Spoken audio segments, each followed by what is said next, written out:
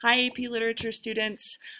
This is strange. I know it's strange. It's strange for me. It's strange for you.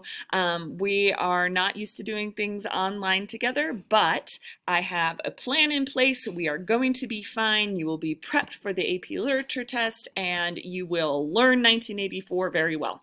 So, first of all, I sent out an email via Skyward, um, just to the emails that you had set up on there with a whole bunch of information about how things would move forward. I did hear from a lot of students this weekend asking what my plan was, so I have to assume that a few of you did not get that email.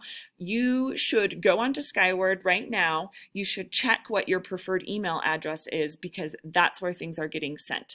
But also on Skyward, you should be able to see my message, and so you can get the information that way. But in the future, I am going to be using Skyward to send out messages, and I can't send out individual messages to everyone. I have too many students for that. So just be aware that you're going to need to check your email often.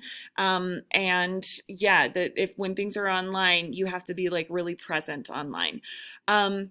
So the other thing is that I have some general tips for how to move forward with this portion of our year. When I was in graduate school, I had a year when I was basically teaching myself material. Now, you won't be teaching yourself. I will have modules set up on Canvas, and you will have guidance from me. But a couple things that happened during that year that I think would be very useful for you. Number one, you should set up a schedule for yourself. If not, you will feel like you always have school on the brain, and there needs to be a time in your day when you are not doing school, right? So my dad, when I went into college, gave me the best piece of advice that he's ever given me, which is treat school like it is a job that you need to be there for. So for me, that was just the schedule that worked for me was 9 to 5, and from 9 to 5, I said this is when I'm doing school. You guys are in high school, so 8 hours is too much. Do 9 to 3 or whatever. But during that time, I only worked on school. I didn't schedule anything else for that time. And then when I had finished all my homework, I had this extra time for sort of independent study. And I think that's part of the reason that I did well in college was because I treated school like a priority. And the other thing that happens though is that it allows you to relax once 5 o'clock comes and you don't need to be worrying about school anymore. So think about what schedule works for you, especially dependent on how your other teachers are running things right now, and try to stick to that schedule as much as possible. We still will have homework. I know it's all homework now, but we're still going to be following basically our schedule that was already set aside for 1984. But for coursework and for anything that you're doing online, give yourself a schedule. The other tip is that try to give yourself another means of accomplishment. So when I was studying for that year on my own in grad school, I started to realize that I relied a lot on outside feedback and a sense of accomplishment from that feedback. I'm still going to be giving you lots of feedback, but there's something different about being at home and getting that through writing and being at school and being able to talk to your professors and your teachers. And you really need to get a sense that you accomplished something for the day. So sometimes with online stuff, it just feels like I'm just always just on a computer typing. You don't get that sense of accomplishment. I started running, and that you could do anything that you wanted to for this, but I think exercise is a really good way to do this. And I know you're getting that from like the CDC and Facebook and whatever, go out and exercise, coronavirus, social distancing doesn't apply to outside or whatever. I didn't want to say that. It does apply to outside. Keep social distance. But anyway, I started running because you do a half hour of running, and at the end of that, you feel extremely accomplished. It's a hard thing, and you feel like, wow, I did that with my time, with my day. I accomplished something. And then you can go back to the studying stuff that can feel a little never ending. So that's my other piece of advice is, give yourself something that when you feel like it is done, like after a little short period of time, you're going to get this sense that like you are doing something with your day, that you did something. Okay, those are my two tips. I'm obviously not a life coach, so take them for what they're worth. Let's move on to the class. I have frozen grades for third quarter. There are still a few assignments for AP Literature that are still going in. Your Streetcar Named Desire essays I haven't graded. Your Streetcar Named Desire group responses I haven't graded.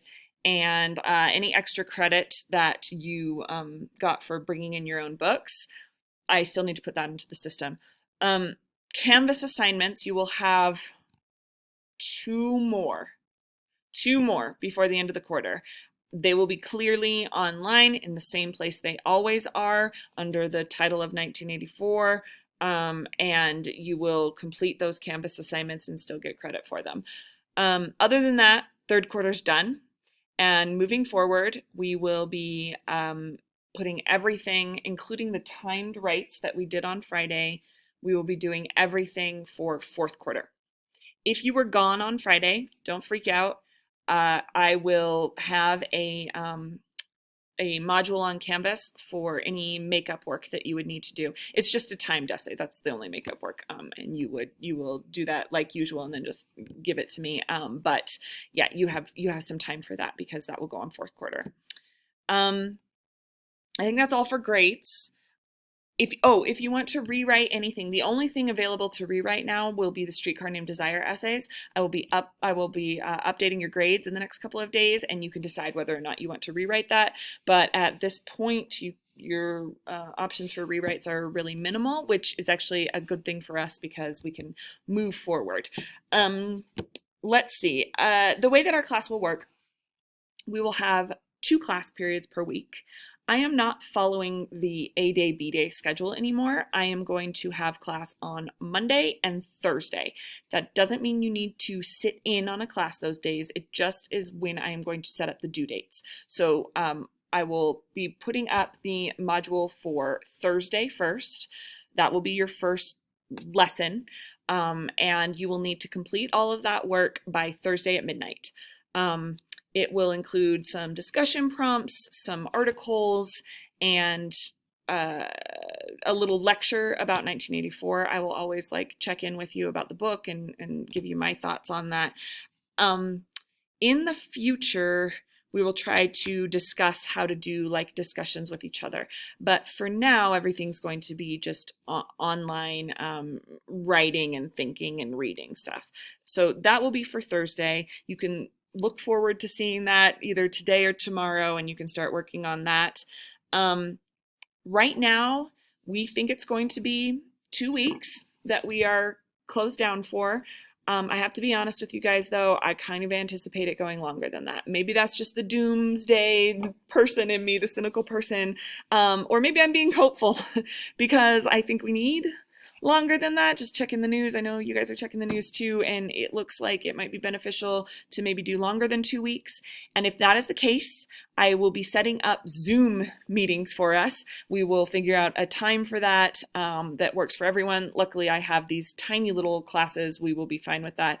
And we will be kind of checking in with each other and having little mini discussions.